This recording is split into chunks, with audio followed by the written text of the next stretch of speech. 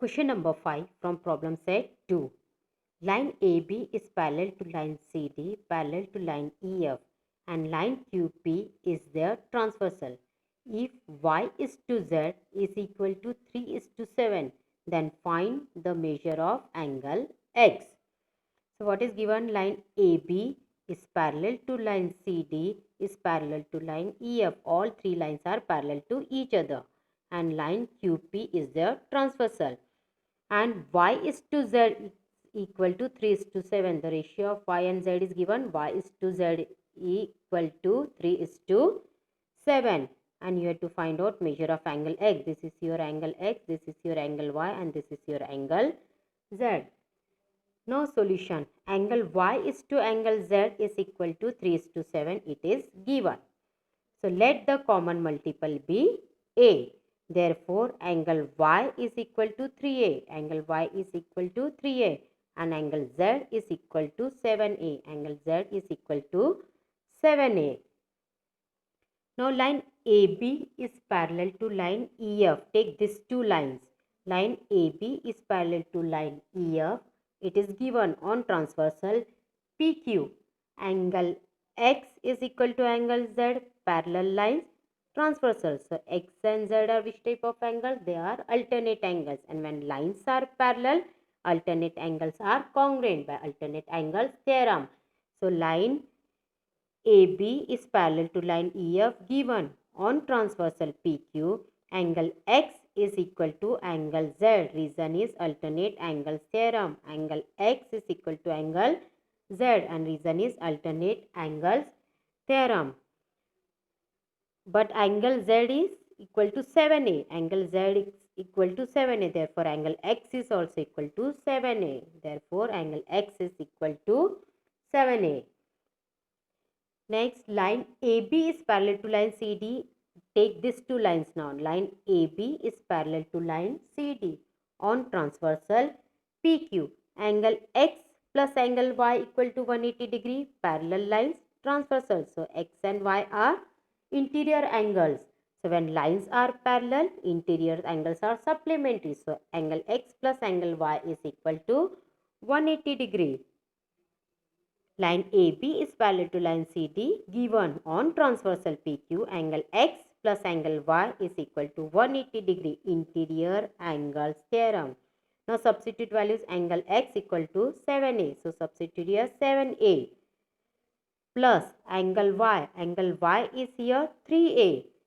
So substitute here for angle Y 3A. So 7A plus 3A equal to 180 degree. 7A plus 3A is equal to 180 degree. So 7A plus 3A means 10A. So 10A is equal to 180 degree. Therefore, A is equal to 180 divided by 10. A equal to 180 divided by 10. So A is equal to 18. A is equal to 18. Now angle X is equal to 7A. Angle X is equal to 7A. So 7A means 7 into A. So angle X equal to 7A. Therefore angle X equal to 7 into 18. The value of A is 18. So 7 into 18. Therefore angle X is equal to 126 degree. Angle X is equal to 126 degree. Now question number 6. In figure 2.26, if line Q is parallel to line R, line P is their transversal, and if A equal to 80 degree, find the values of F and G. P is parallel to R given. Q is parallel to R given and P is the transversal. Q parallel to R and P is the transversal. And measure of one angle is given. Angle A equal to 80 degree given. Angle A equal to 80 degree. Now angle A plus angle B equal to 180 degree. Why? Angles in a linear pair. Angle A plus angle B equal to 180 degree. Angles in linear pair. Now substitute values of angle A. Angle A is given 80 degrees. So substitute here 80. So 80 plus angle B equal to 180. So angle B equal to 180 minus 80. Angle B equal to 180 minus 80 means 100 degree. Therefore angle B is equal to 100 degree. And angle C is equal to angle A. Angle C is equal to angle A. Why? Vertically opposite angles. Therefore, angle C is equal to 80 degree because angle A is given 80 degree. Therefore, angle C is also equal to 80 degree. Now, line Q is parallel to line R. Again on transversal P. Angle F is equal to angle B. Angle F is equal to angle B. Parallel lines, transversal. These are which type of angles? Corresponding angles. And when lines are parallel, corresponding angles are congruent by corresponding angles theorem. So, on transversal P, line Q is parallel to line R given. So, on transversal P, angle F is equal to angle B and reason is corresponding angles theorem. So, angle F equal to 100 degree because angle B is 100 degree. Angle B is 100 degree.